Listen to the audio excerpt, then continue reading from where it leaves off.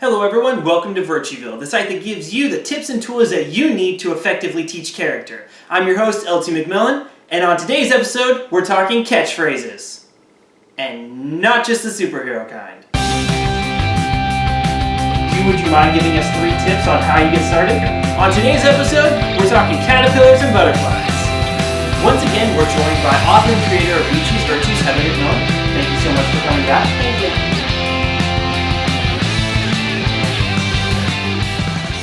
Once again, I'm joined by author and creator of We Choose Virtues, McMillan. Heather, thank you so much for coming back. Thank you so much. In our last video that we gave you, we talked about 3 tips on how to start using the We Choose Virtues program. If you haven't seen that video, I strongly recommend you look at it. There's a link to it in the description below. Now in that video, one of the tips you gave us was that once you first start using it, the first thing you need to do is to learn the language of virtue. So I want to get into the language of virtue a little bit more.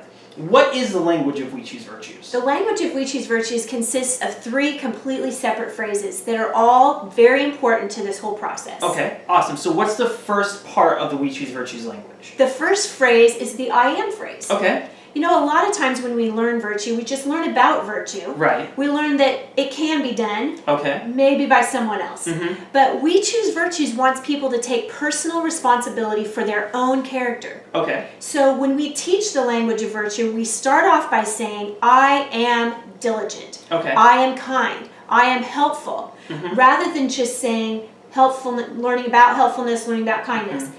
By saying I am, every single time we talk about the virtues, we literally are reinforcing my own personal responsibility. Right. So the virtue isn't diligence. The Right. virtue is I am diligent. That's correct. And so are you saying when the parents talk about the virtue or teach the virtue, they always need to include the I am? They always need to include the I am phrase. It's very important. Okay. It also starts to help you build confidence in your child. Mm-hmm. It's not the thing I want to be. It's Right. not the thing I will be. It's actually the thing that I am. So positive reinforcement in that. Exactly. Okay, so the first part of the We Choose Virtues language is the I am followed by the virtue. That's right. What's the second part?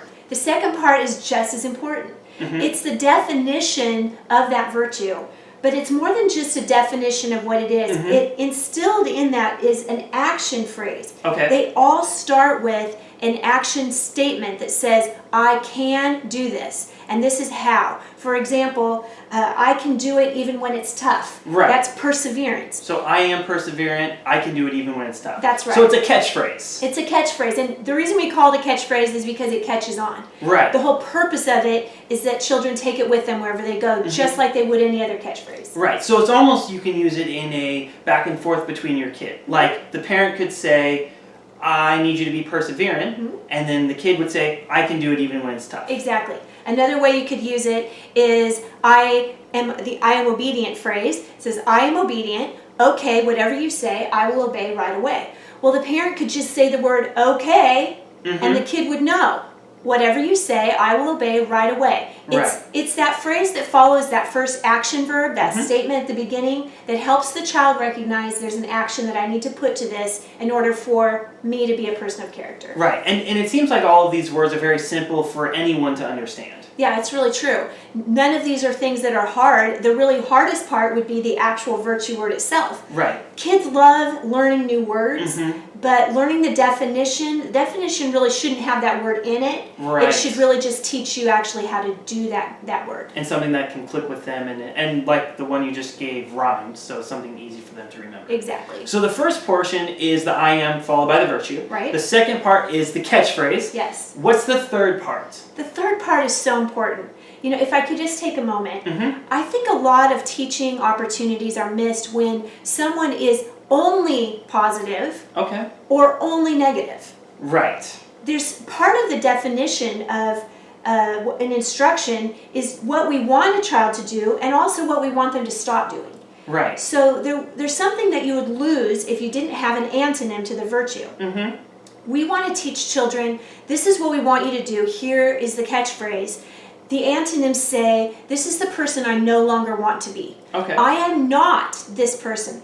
It has the same kind of tone as the I am statement, but instead of saying I am this, we're saying, and I no longer am this person, and I don't do this. Right. So I am not this person, I don't do these things, and therefore I am this person of character. So it seems like they need to be used together so that if you're, for instance, saying the catchphrase first, you're using the catchphrase to replace the antonym phrase. That's right. So it's filling that void. Or if you're saying, I'm not this, and instead of being this, I'm going to be this instead. So you're using it to fill the void? You're using it to both push by motivating and pull by motivating. You're moving someone from a place where they are comfortable in a character level that they've been content at to motivate them to be someone that they're not, to push and pull them into a new location, into a person of character. You know, perseverance is such a good example here. Content is another one. I am content. Right. I am not whining. Right. I am not always wanting more. It's important for us to teach our children just as much what they should no longer do, because it's oftentimes when we see them doing the things that we don't want them to do that we're reminded of what virtue they need. Right. So when you see them not doing something or not using a virtue, you can remind them of the antonym and then remind them of the catchphrase. Yes. Remind them of the catchphrase. It really is important to help your children feel that positive pull as well as that negative side that helps them remember, well, this is who I was, but I don't have to be that person anymore. You know, children can change. Right. We were born with the ability to change. Right. And We Choose Virtues recognizes that incredible gift that we all have to change. And we can change our hair color, we can change so many things about ourselves. But way more important than any of that is the fact that we can change our character. Awesome. Thank you so much for joining us again. If you have any questions about this, please feel free to comment them in the comment section down below. Also, make sure you follow us on Twitter at VirtueVille. You like us on Facebook, facebook.com/VirtueVille. And also make sure you check out our YouTube channel and subscribe there. Have a great day.